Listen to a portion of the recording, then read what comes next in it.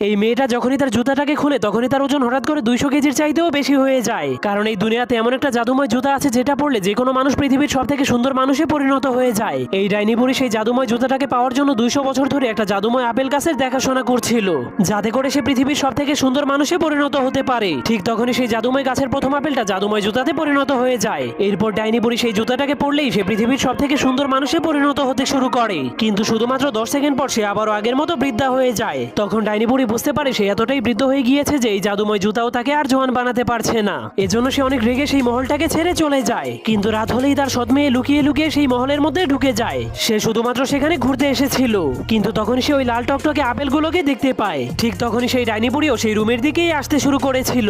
যখনই ডাইনি বুড়ি সেই দরজাটাকে খুলে তখনই পুরো রুমটাই আলোকিত হয়ে যায়। এরপর ডাইনি বুড়ি দেখতে পায় তার সৎ মেয়ে পৃথিবীর সব থেকে সুন্দর মানুষে পরিণত হয়ে গিয়েছে, কারণ সে ওই জাদুময় জুতোগুলো পরে ফেলেছিল।